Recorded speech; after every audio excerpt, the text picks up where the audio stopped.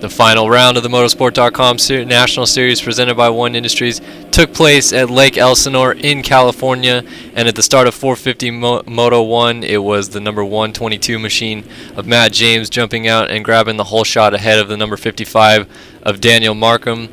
Markham quickly made the pass and took the lead and began running away at the front of the pack, surprisingly leading for a majority of the moto. He would get caught in the middle though. Tyler Crane in a battle for the championship with Tyson Frisquez got a good start. He was up inside of the top 10 early. Frisquez didn't get that bad of a start himself, up inside of the top 15, had a few incidents on the first lap but was able to work his way forward quite quickly. Tyler Crane got in a battle with Austin Gorley a few laps in, as you see him going past him here on the inside coming into the corner. Then Crane pursued and passed Daniel Markham for the lead in the middle of the moto and tried to get away from him. Meanwhile, Frisquez had worked his way up into the 4th place position and quickly made the pass for 3rd on Markham as Markham started falling back. Zach Dupuis was up in 2nd, playing the spoiler role, being between Crane and Frisquez as those two battled it out for the championship. And coming up late in the moto, they were already starting to close the gaps on each other as Crane led away from Dupuis, and not far behind them at all was number 11 of Tyson Frisquez. Dupuis was catching Crane quite rapidly and was definitely closing the gap. And then Crane had a strange incident here with the number 57 of Jesse Hindy as Hindy gets into him.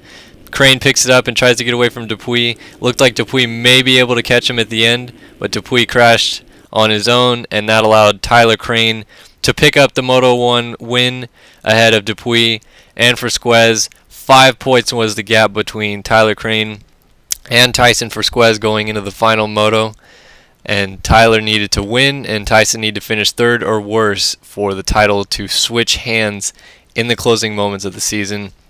Here's a look at the results for 450 Moto 1. Crane, Dupuis, Frisquez, Markham, Gorley, James, Nazarak, Shipley, Simos, and Ritzler in the top 10.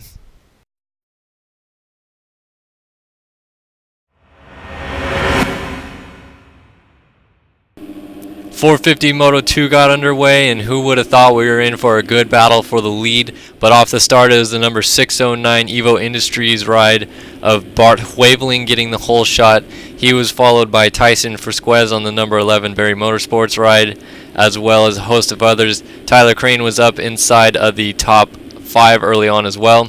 Hweveling went down, which allowed Tyson to get the lead before the end of the first lap. Dupuis and Crane were 3rd and 4th at this moment, but they quickly made their way up inside of the top 3, with Daniel Markham pursuing them in the 4th place position. Dupuis was riding Taylor Berry's bike this moto and got into a good battle with Tyson Frisquez until he got into Frisquez. Frisquez picked it up behind Crane, then past Crane, which led to a really good battle between these two in the middle stages of the moto as they were running pretty similar lap times.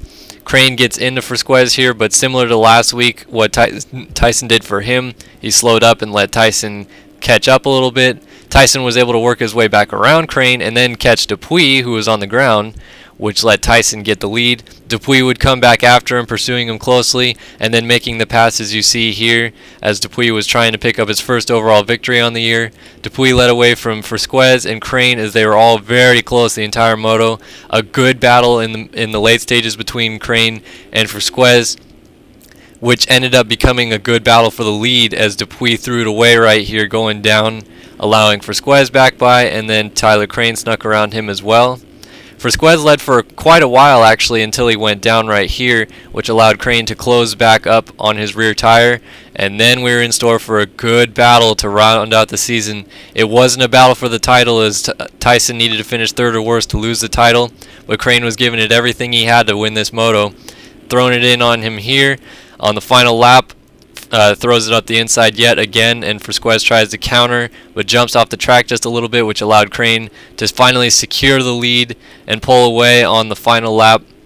Frisquez would settle for 2nd, But Tyler Crane picked up the Moto2 win and the overall from Lake Elsinore, going 1-1 on the day. But at the end, it was Tyson Frisquez doing everything he needed to do, picking up 3-2 Moto scores and taking home the championship by a mere 2 points. Crosses the finish line, pulls up next to Crane on the ground, gives him a little salute. It was all fun and games in this championship battle. Here's a look at the Moto2 results. Crane, Frisquez, Dupuy, Gorley, Soler, Markham, Vanderlee, Roberts, Simos, and Kyle Robb were up inside of the top 10. And then the final 450 championship standings, Tyson beating Crane by just 2 points. And that'll do it for the 450 championship. Thanks for watching. For daily motocross pro and am coverage, be sure to log on to vurbmoto.com. And if you like us, prove it.